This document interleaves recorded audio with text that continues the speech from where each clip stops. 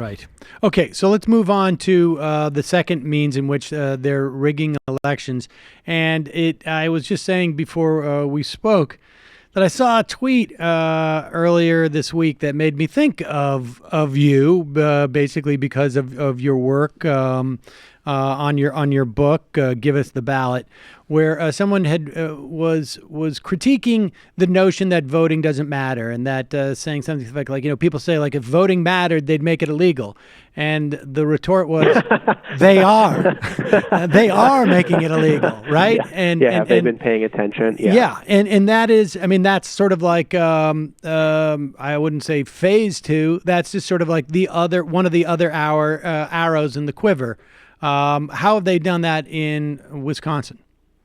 Well, Wisconsin passed one of the strictest voter ID laws in the country, meaning that everyone has to have government-issued ID to vote, particularly certain forms of ID. And in Wisconsin, 9% of registered voters don't have those forms of ID, and the people that don't have them are disproportionately poor, disproportionately more likely to be people of color, disproportionately more likely to vote Democratic. And I was in Wisconsin on Election Day 2016, and I've written a lot about this. And I think the law had a tremendous impact in Wisconsin, particularly among black voters in Milwaukee, where 70% of African Americans live, because I've now told multiple stories of people in Wisconsin. I just told a story in this piece of a woman named Charisma Townsend, who was a 24-year-old who misplaced her driver's license before Election Day, but she brought her electricity bill, her student ID, and a picture of her ID on her phone to show to poll workers. So she had 3 different pieces of ID to show who she was, but none of them were accepted under the law,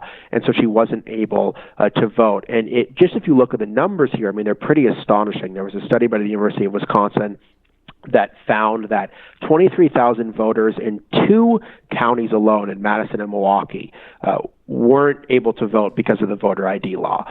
Donald Trump only won the state by 22,000 votes. And if you look statewide, up to 45,000 people were prevented from voting. And we know this has a clear racial impact, that black voters said 3 times as likely as whites to not vote because of the ID law. This is one of those things where a lot of people say, what's the big deal? Everyone has an ID. But if you look at Wisconsin, you see very, very clearly that not everyone has an ID, that it disproportionately impacted certain groups of people, and that it has a real big impact in close elections. And not only that, but the state wrote the law in such an obvious way to discriminate against certain people compared to others. So, for example, they didn't really accept any student IDs under the law, even though a University of Wisconsin ID is a government-issued photo ID. There also were things like in Milwaukee, the state of Wisconsin ran ads at movie theaters about the voter ID law, but they didn't run a single ad in Milwaukee, which is the place where 70% of African Americans in the state live. So, I mean, there was just a lot of chicanery going on. And in fact, on the day of Wisconsin's primary in April 2016, a prominent Republican, Glenn Grothman, was asked why a Republican would win the state, and he said, "Now we have photo ID." So this. Republicans said this privately, they said this publicly, but they knew the election was going to be close. They knew they had lost close elections, and they were looking for any sort of advantage that they could get. Because remember, you can only gerrymander state legislative maps and U.S. House maps. You can't gerrymander a presidential election. And that's why the voter suppression stuff is so important, because that's essentially how they gerrymandered the presidential election as well. Right. Gerrymandering doesn't work when you're talking also about, let's say the Senate seat or something like that. Yeah, you need to find some other mechanism. And you and I have talked about this many, many times in the past, but all of this is also done in the wake of the U.S. Supreme Court gutting the Voting Rights Act, right? And in Wisconsin, I don't know if it was a pre-clearance state anyways. My guess it probably was not. But I imagine that all of these states were very taxing. To have some non-pre-clearance states, it meant that there was a lot more fires to be put out and a lot less resources to deal with a state like Wisconsin. Exactly. I mean, and I think that's one of the reasons why the Justice Department never got involved with suing Wisconsin, because they were so busy suing North Carolina and Texas that they could only go after so many places. And I think this started really after the 2010 election. And there were efforts before to suppress votes, but it really expanded dramatically after 2010 when 23 states passed new restrictions on voting. And I think what was so notable is that it didn't just happen in southern states. Like Mississippi or Alabama, that had happened in states like Wisconsin, where you had not had these same fights over voting. And not only that, but you had the courts actually uphold some of these laws. So a lot of people think, well, we just defeated all of these voter suppression laws because there were rulings in North Carolina and Texas. But Wisconsin was a state where the courts actually upheld these restrictions on voting. Republican-appointed judges upheld these restrictions on voting. And so for me, the 2016 election in Wisconsin was a slow-motion train wreck because I saw that so many people didn't have these IDs, and it was going to be a huge problem. Then when the election was so close, it turned out that thousands of people weren't able to vote as a result. And Wisconsin remains a perennial swing state. It's a state where Scott Walker's up in 2018, a lot of competitive races, even in spite of the gerrymandering. And so this is really, really important to look at. And 2 points. You know, the project to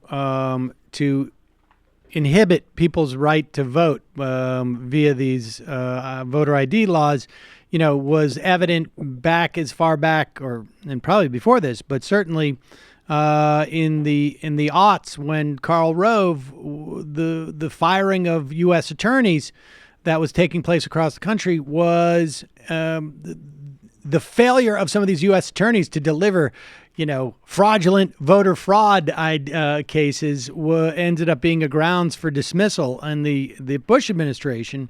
And I guess the other point I just wanted to add, last time we spoke, you had done a piece about efforts in Wisconsin under the auspices of the ACLU to actually, like, literally go out and individually get people the right to vote.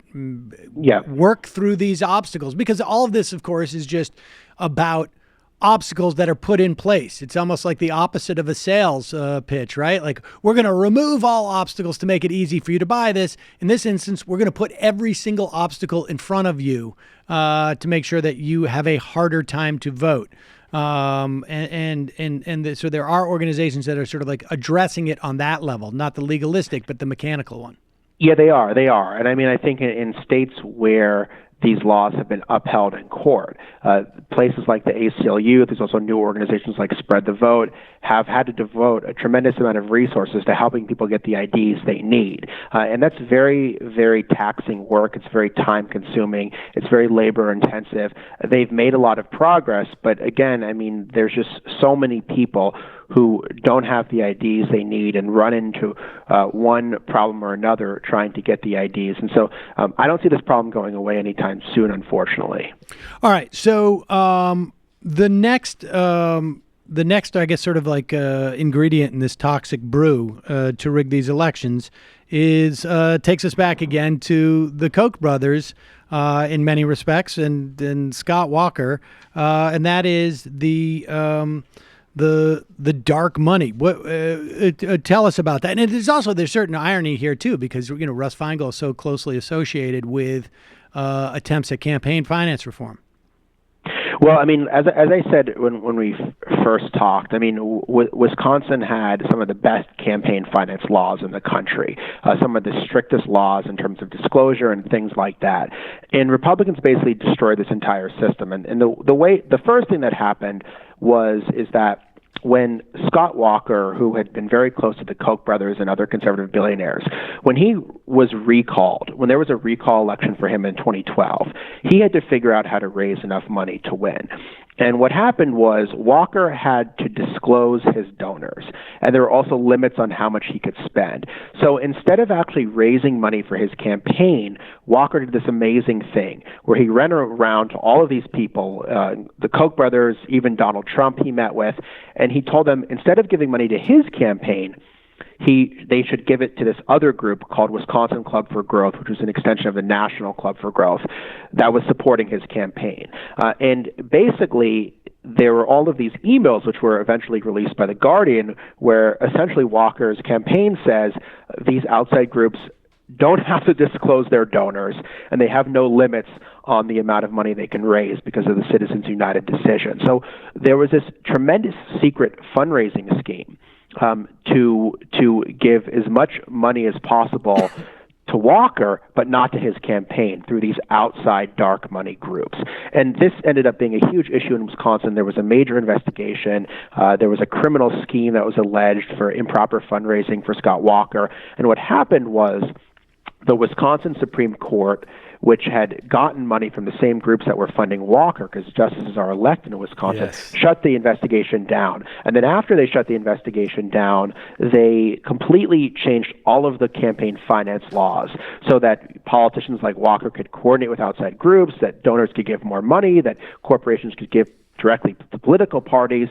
All of this stuff was totally changed, that Wisconsin went from having the best campaign finance laws in the country to the worst campaign finance laws in the country. And it's actually still going on today because the Wisconsin legislature is now trying to oust the ethics and elections director in the states before the 2018 elections because they helped lead the investigations into Scott Walker's fundraising. So, I mean, this is just really a microcosm of what Republicans have done all across the country in the wake of Citizens United. And I think in many ways, we've kind of just become accustomed to this system that, people are just going to raise, as much money as they want from billionaires, and that's just the way it's going to be. Like, the Republicans passed the tax bill, and then the Koch brothers give Paul Ryan $500,000. People are just kind of become okay with that. But when you step back and think about it, I mean, it's just an incredible system of legalized corruption that we have occurring in this country. And I think, both parties exploit it, but Republicans are always going to exploit it more because they have more rich billionaires. And not only do they have more rich billionaires, they have more rich billionaires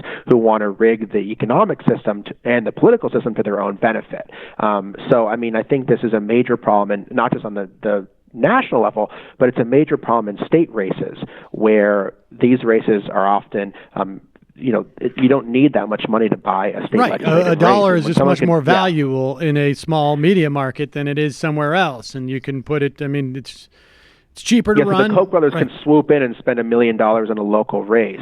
That has a tremendous amount of impact, and this really bothers me not just because of the money, but because of the outcomes it leads to. I don't think this tax bill ever would have passed if it hadn't have been for the Citizens United decision. I mean, do you think so, Sam? It was so unpopular.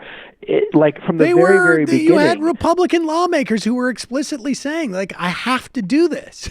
My donors they explicitly said, my donors are making me do this. And which is a stunning indictment of the rest of society. They actually believe this is an excuse. And on some level, that was taken they're boxed in because if they don't do this, they're going to have no donors. I mean,